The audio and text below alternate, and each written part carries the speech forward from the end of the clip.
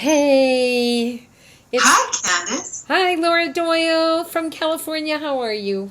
I'm doing great. Thanks. Good to be here. Oh, it's so nice that we can connect like this. I really love technology just for this reason. Yeah, I hear you. It's so fun to be able to do this on the fly like Oh, this. I love Thanks it. for the opportunity. I love it. Yeah, and what's really great is we as women get to do this from our office spaces at home, which is super fun. It really is. I love that too. Sometimes I will sit here with only half dressed from the top up. I think we've all done Yeah. that. So, Laura, I'm so excited because you really have been on the move. I mean, you always have, ever since you wrote the Surrendered single that I know of, but you've really been on the move to continue to really persevere, helping women with the 6 intimacy skills through your new book, The Empowered Wife. You've got Empowered TV.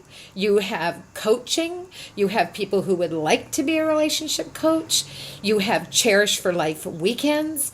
You are like hitting every single place so that you can really give women the skills, the power, the self care to really begin to reestablish the way that I think marriage could possibly be. And I think you did that, as you've identified, but love to hear from your own personal experience. Tell me more Yeah. about where this whole venture started and what's happened. Well, I'm on a mission to end world divorce, as you know, Candace, and I couldn't be more passionate and excited about it. And it all stems back from my own personal experience. I was the perfect wife right until I got married. And then I tried to tell my husband how to improve, how he could be tidier and how he could dress better and how he could be more ambitious at work. And I couldn't understand why he didn't want to spend any time with me. And he was more interested in watching TV, even reruns, than he was in making love to me even. So it was really painful and lonely. And I really struggled with the wrong information, which I see everywhere now. And it wasn't, I mean, I dragged him to marriage counseling because I knew that's what you're supposed to do. That's how you fix your husband, is by taking him to counseling. The counselor fixes him. And then I thought, well, I'll finally be happy then. But of course, it didn't work either. And it was not, and that's actually when I got the most hopeless, when we were in marriage counseling. And I thought, well, I'm either going to have to divorce him or I'm going to spend the rest of my life in a loveless relationship. And fortunately, I was too embarrassed to get divorced. So I asked women who had been married for what seemed like an eternity to me, which was 15 years, for their advice on how to have a happy marriage. And I thought they were going to say, well, you got to pick the right guy. And I thought I just picked the wrong guy. But the things they said just shocked me. They didn't even make sense to me. And but when I experimented with them in my marriage, I just kind of made my marriage a laboratory and just tried everything. And I just remember I'd been practicing what I now call the 6 intimacy skills for a little while. And I came through the door and my husband's face lit up. He was happy to see me again. Wow. I had been gone for a long time. So I just don't want to see any other women suffering unnecessarily, because just once you have the right information, once you know the skills that work to create intimacy, I mean, anyone can practice them. And here's the kind of marriage that I have now. The other day I was brushing crumbs off of the counter, and my husband said, "Oh, don't move." And he got out his phone to take my picture, like I'm the supermodel he's been married to for 28 years now. And maybe I am. I don't know. So I sure feel very special and it's a lot of inner strength to feel that loved every day. Oh, that is so beautiful. And what a nice gesture of him. And, clearly, in his eyes, and I mean, you certainly are beautiful, but in his eyes, you are. Because you and I both know that when you're married, and seriously, the burping, the farting, the wrinkles, the dirty hair, it's not attractive. And you have to have something else that draws that attraction when the exterior doesn't work. And certainly the beauty of being loved and loving in return is far more precious and long lasting than anything we try to do on the outside, which I don't know. I've seen really nice looking men who are such, in my opinion, not connected inside. They don't present very pretty. So they're not attractive, right? The outside just doesn't matter to me. It's their heart. And I'm pretty sure that is with us. When you were describing how you got this started, what I really was curious about is, so how did you know, who are you in your background that you would know how to research women? Like what was that part of you? I was a journalism major in college, so I understood how to ask questions, and I always loved to write. And so that really was how I got started. I remember once I learned these intimacy skills, I couldn't shut up about them. I wanted to stand on the rooftops and just shout it. And I was making all my friends do everything I'd learned. And so I ended up with like a little support group in my living room. And one woman said, my cousin in Florida wants to know what we're doing. So I thought, okay, I'll write it down for her. And that became my first book. And I remember Dateline NBC came out and did an investigative report on the methods. And the book went to #1 on Amazon. It was like my first book. So I don't have any background in counseling or psychology or anything else. And sometimes I'm glad, because I think most people don't realize that marriage counseling, there was a study at UCLA by the professors of psychology that showed that couples who get traditional behavioral marriage counseling, 75% of them are separated within a year. So it really just doesn't work. And it wasn't working for us. And I sure hear that story again and again from our coaching clients. So, and now that we're in 19 languages and 30 countries, I have coaches all over the world. And I just get the best emails. Women in Egypt write and say, we thought only Egyptian men were like this. And women in Japan write and say, thank you, you saved my marriage. So it's just been so moving to see how much we all have in common all over the world, that women want to feel desired and cherished, and we want to feel safe and special, and men really want to be respected and admired for their accomplishments. So it just feels like you've got the Rosetta Stone. Once you understand the intimacy skills, it becomes so easy to cultivate that kind of relationship that we all dream of having when we're little girls.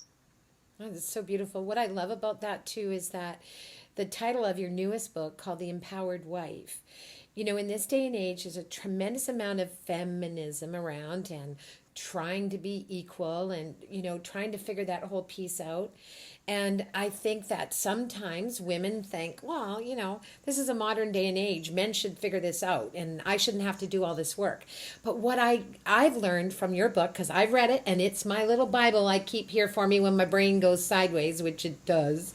And I was like, ooh, excuse me, Jim, I'm going to go back and I'm going to go read in the bathroom for a little bit. I got something to read. But what I really appreciate is that it's about empowering yourself.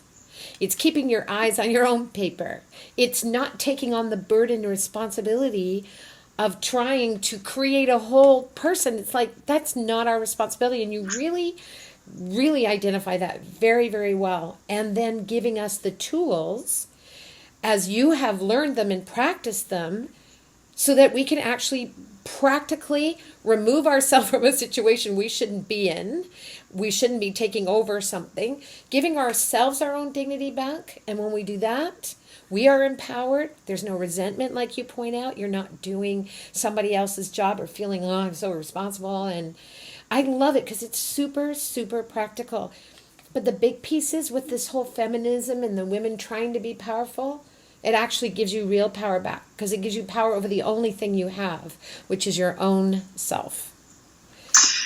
And Candace, you're such a great example of all this, right? I mean, here you use the skills in the surrendered single to attract and marry the man who's right for you. That was an accident, too.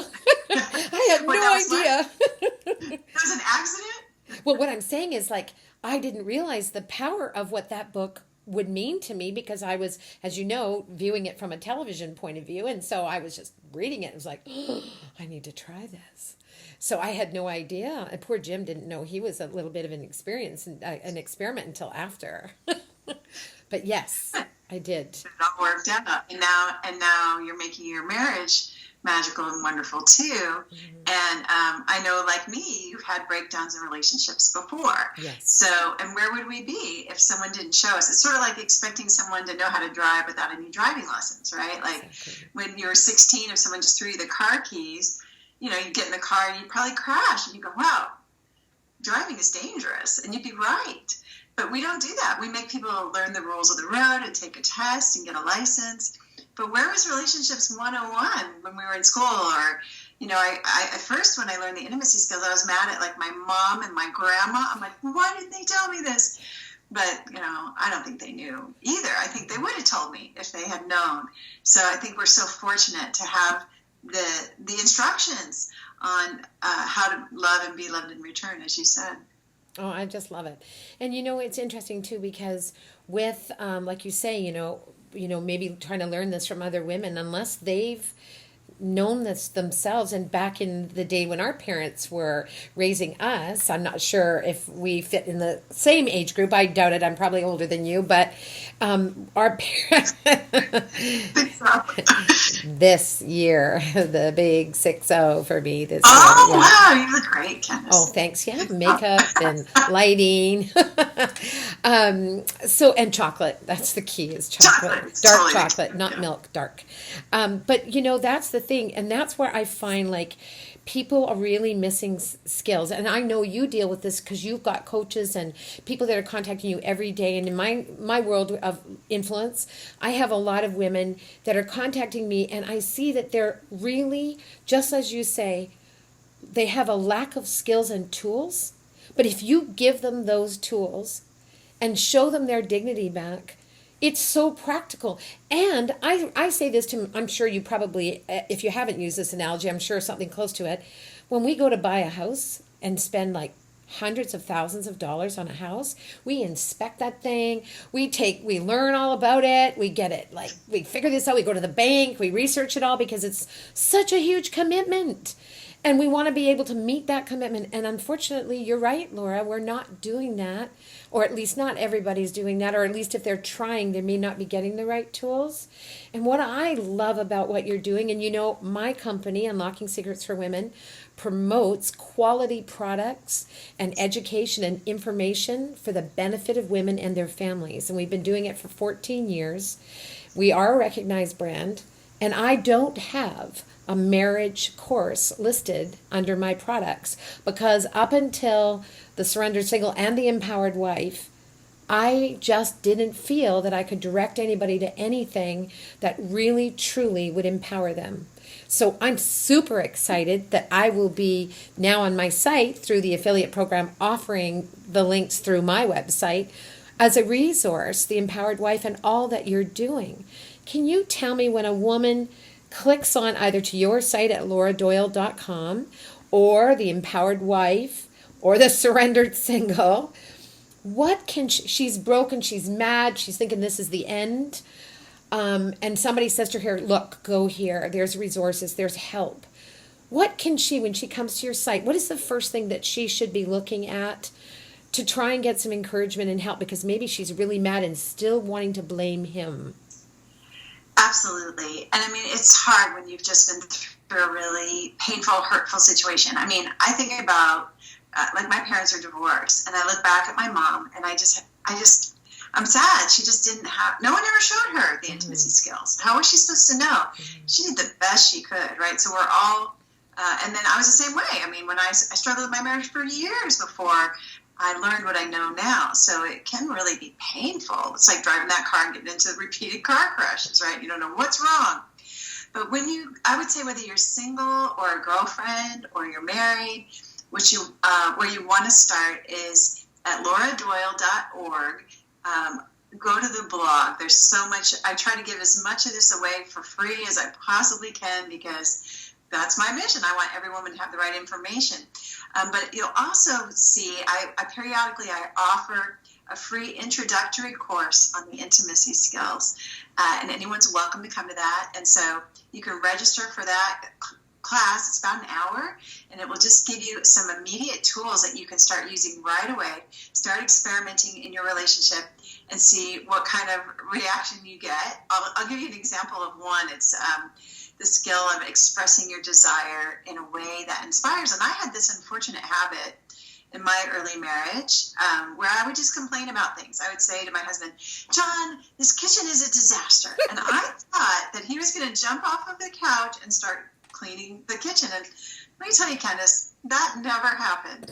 In fact, I realize now that he couldn't even hear what I was saying. He heard John, blah, blah, blah, blah, blah, right? He didn't hear Yeah. the rest of the word. Wah, So, wah. Yeah. and I tried, like in the characters, right? Like their parents. But I finally learned that if I express a desire, then I trigger his hero gene, and now he knows what to do to make me happy. Because all men have a hero gene.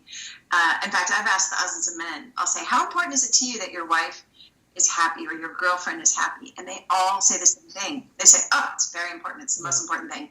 Or in the UK, they say it's imperative. So we know that this is a universal trait. So I tried begging, cajoling, manipulating, everything, and I couldn't get what I wanted until I learned to say, "John, I would love a clean kitchen." And he goes, "Okay, I'll do the dishes." And he's been doing them ever since. That was like 17, 18 years ago. Wow. He's been doing them ever since. So incredibly effective to just express my desires in a way that inspires my husband to be my hero.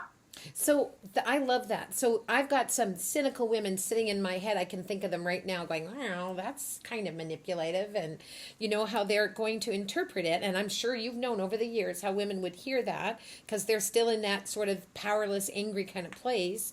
So walk me through this. You are thinking to yourself, you've learned this technique or skill, I don't want to say technique, but skill of expressing your desire.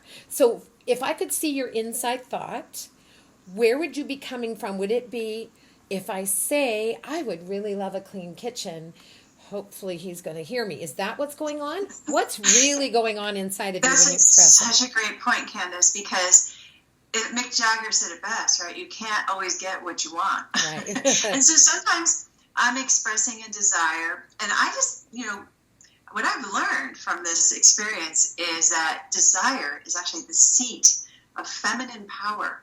So we are never more powerful in the world than when we are looking inward and finding our desires and then honoring them somehow. So for me, just expressing my desire, just saying it out, to myself, out loud, to God, to my husband, that's part of me honoring my desire. Now, is my husband always going to jump up and do exactly what I want him to right in the moment? No, absolutely not. And that would be more about an expectation or a manipulation, right? Mm-hmm. So part of it is letting go of the results that I get when I say it, but also trusting that he does want to make me happy and really just looking for the ways that he responds when I do express those desires. I'll give you another example of how this works in a non-marriage setting that kind of blew my mind. So I decided about a year ago, actually, I thought, I really want this message out. And so what I want is a TV show where I can get this message across.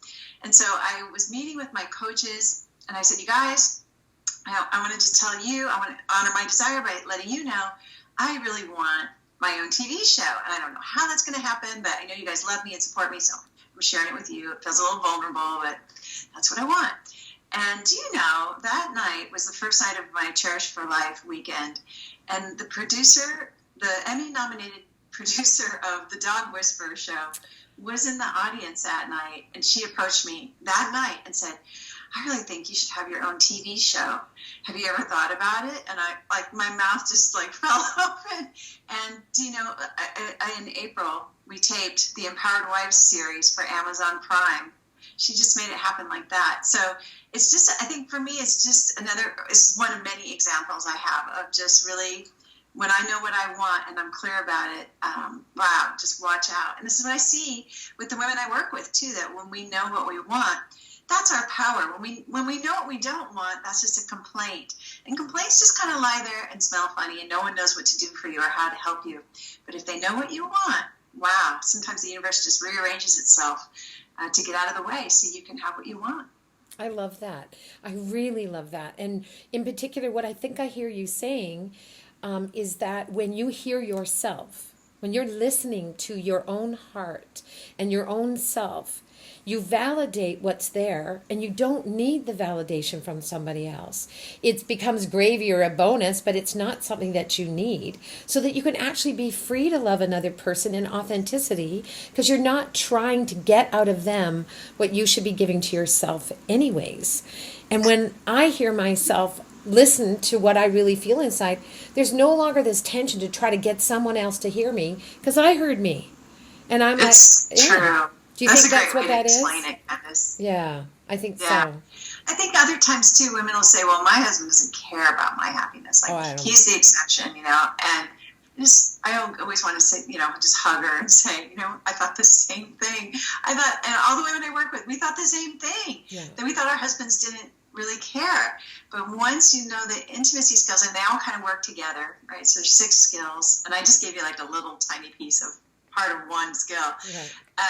And once you know them all, your husband's natural desire to make his wife happy really just it comes back in full throttle, and you get to see like, oh wow, he does care, but these other things were standing in the way. Yep. That we're blocking it. Like I know for me, for instance, all those times I was trying to improve my husband to help him be, you know, eat a healthier lunch or whatever. It was helpful in wife language, but it was critical in husband language. So I couldn't understand why he was so defensive all the time. But little did I know, I was really just poking holes in the bucket of our intimacy and connection every time I tried to be helpful. And so, of course, it didn't appear that he cared much about my happiness, because he was busy just trying to shore up his own sense of himself. And I think that's a really valid point, because when you are, I think I've heard it, I mean, I know I've heard it come out of me because I had to learn. But I know that for me, when I say to somebody, particularly in my husband, where there's intimacy or hopeful intimacy, when I'm letting that piece of me out that's being critical towards him, it walls my heart. It walls my heart. And he doesn't get to see the love that I have. It actually puts me in and shifts my whole way of expressing to teacher, parent. And I don't feel good inside. I don't feel, it's not about necessarily what I say to him, but what's coming out of me doesn't make me feel whole and well and peaceful. And it's nothing to do with him. It's about what comes out of my mouth, comes out of my heart. And that's about, wait a minute, that doesn't make me feel good. I can't even imagine. And it just breaks, as you're saying, and like it just shifts the relationship to being critical. And then I want to also tell you that I'm here to tell women everywhere that 1,000,000% a man wants to make his wife happy. I understand the cynicism that women feel when they've just been going at this pattern for so long, because I've been there. But I also have discovered that if I have that belief that they don't want to make them happy, or men have, like if I put them in a box, I can't break away from that lie. Right? And it's absolutely true. Yeah. It's absolutely true. In fact, and all that you're saying just kind of reminds me of this other piece too that was so unexpected, but trying to save my marriage was like the best self-improvement program I've ever undertaken. I regained my dignity. I stopped hearing myself shriek at my husband like the way my mother sounded on her worst day, right? Yeah. None of us wants to be that woman. It was more pleasant to be around myself than it had been pre-intimacy skills. But the other piece that was just amazing to me is that I really started to realize that all those attempts to control my husband were also based in me not showing up for my own life, which turned out to be pretty scary in some ways. You know, my first book was a New York Times bestseller. It's published in a lot of languages, but I also got a lot of hate mail for it. So much hate mail. And so I realized, like, being the armchair quarterback of his life is a lot less risky. I mean, and I don't know when the fear ends, really, because even as I was getting ready to do the Empowered Wives series on Amazon, I mean, a couple of days before, I was calling my sister. I was like, I don't think I'm ready for this. You know, I think I need to prepare more, right? I don't know if I can get. And that's just the fear talk. And of course, I mean, we did the show and it turned out great. I couldn't be prouder of it. So I don't know if it ever stops getting scary, but whenever I find myself tempted to jump over and look at like what he can be doing better, it really probably means that my car is like that. My life is like a car going down the street with nobody behind the wheel, kind of like feigning an injury so it can get some attention or something, like over here, But it's me not being willing to show up and do, the marching orders that I'm getting, the little tugs at my sleeves, the things I know that I'm here in the world to do.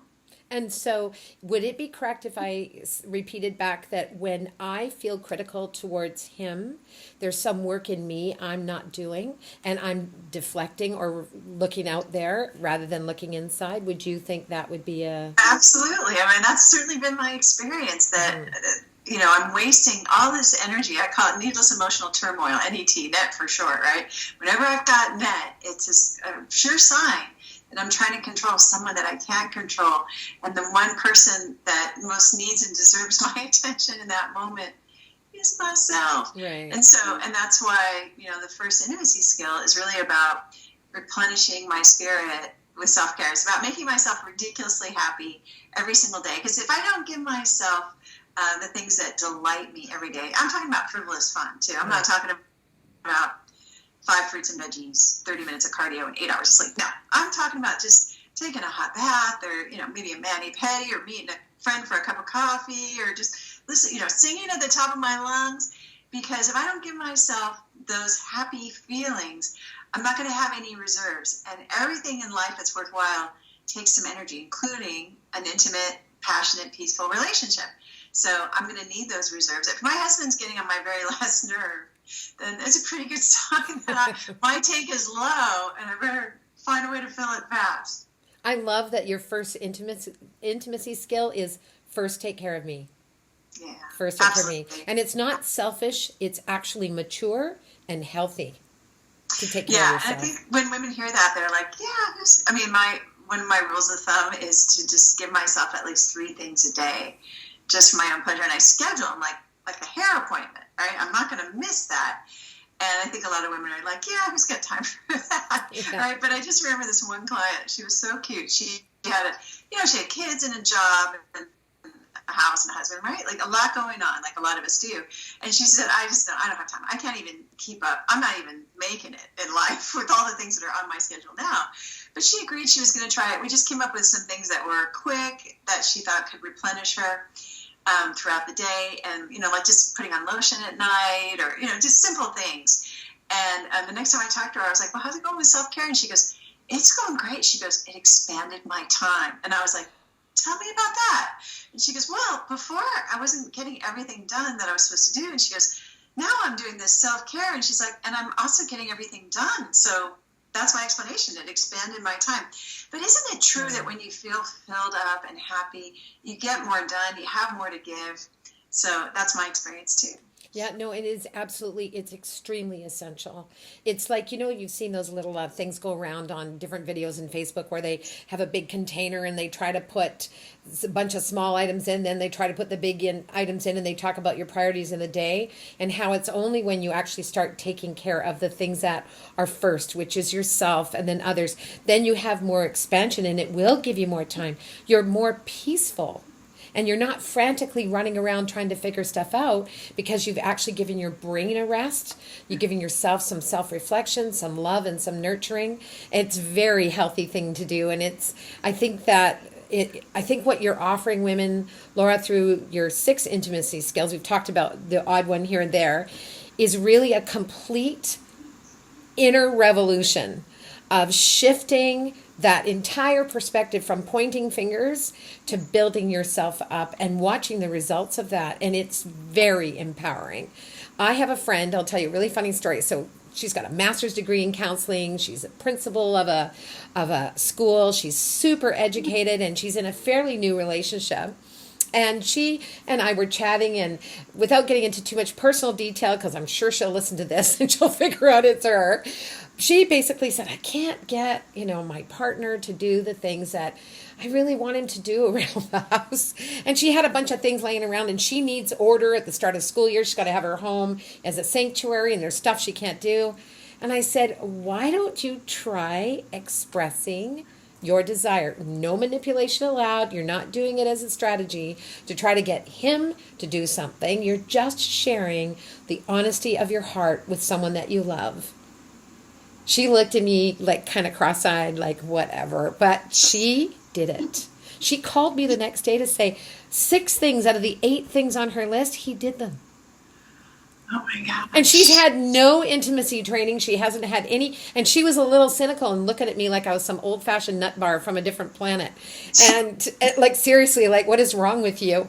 But she's like, he did it. He did it. And I said, it's not manipulation. It's you sharing your heart, honestly. And men do want to make us happy because their whole sense of feeling successful as a man is a happy wife, is a happy life. Men feel super proud of that.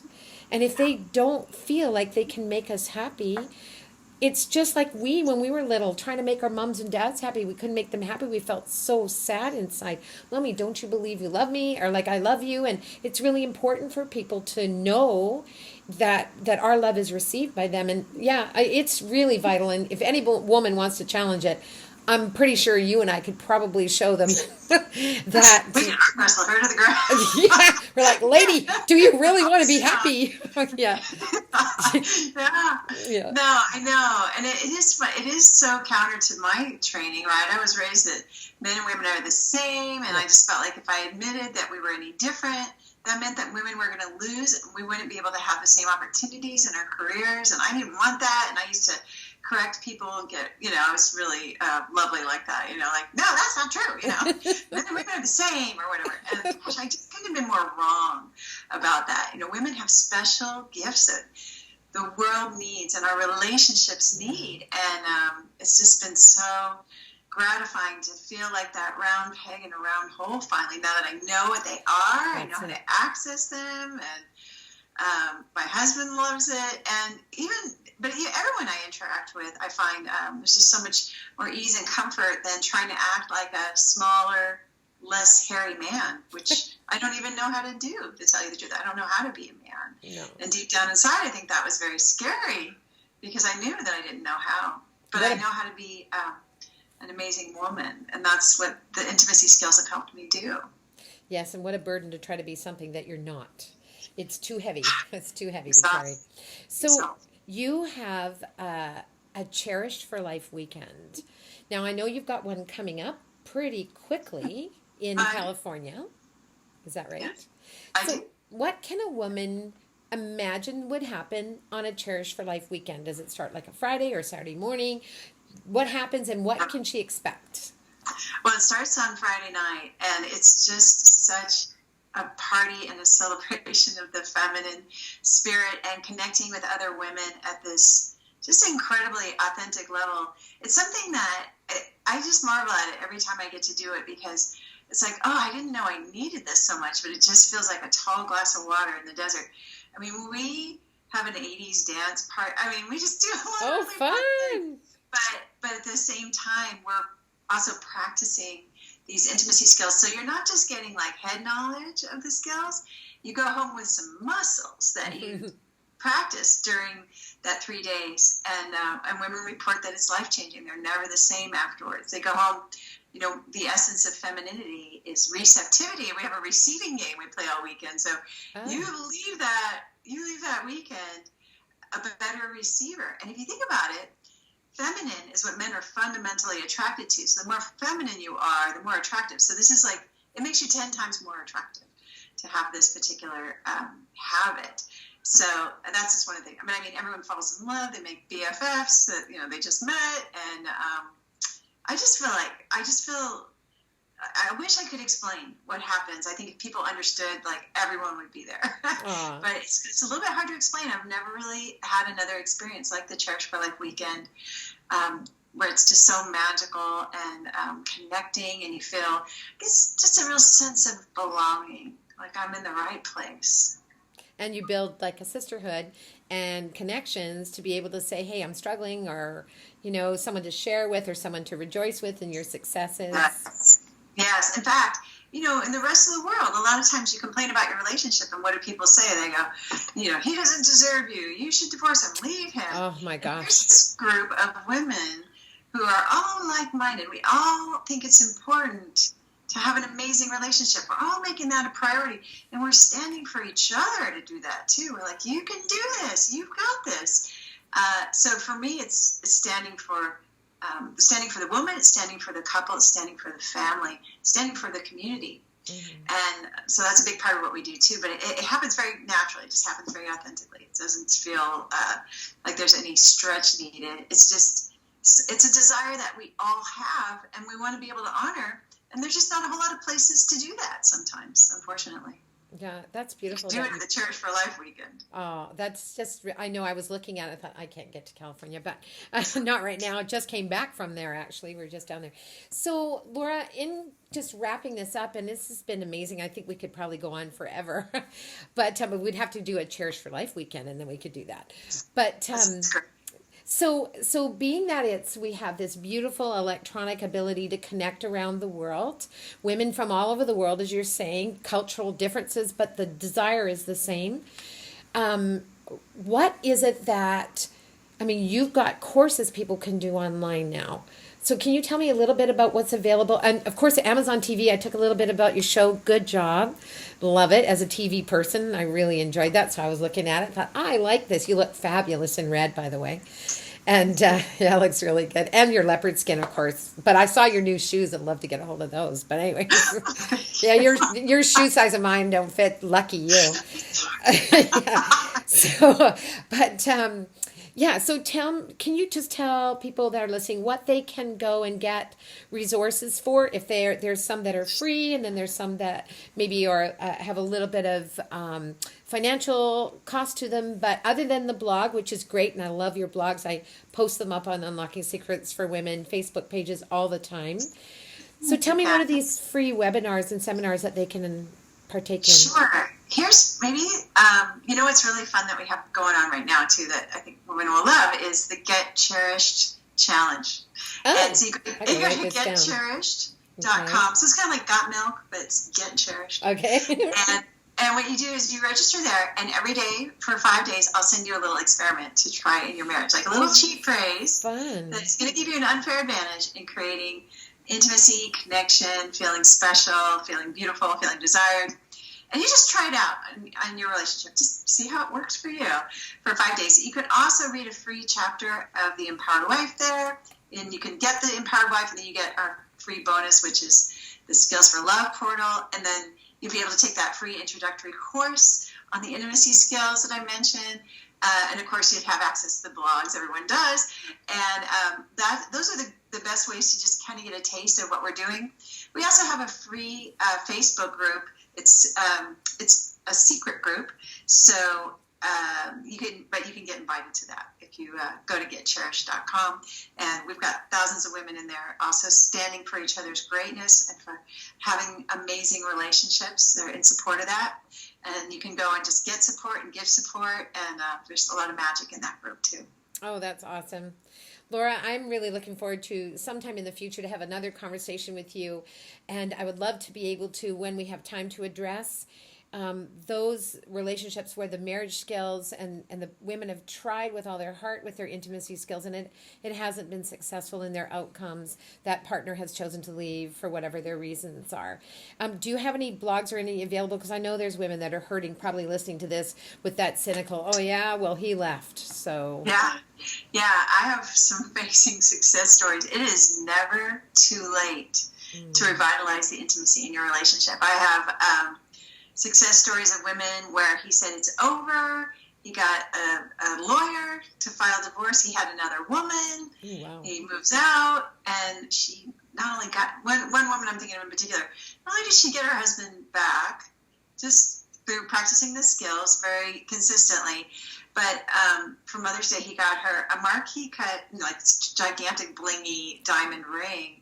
It's kind of a symbol of their new marriage. So she said it was more physically intimate and passionate than it had been since they were newlyweds, and they've been married for 30 years. So it's wow. just, don't listen to anybody that tells you it's over. That just kills me. That breaks my heart. It makes me want to punch somebody. Yeah. Because as long as you're still married, there is still hope.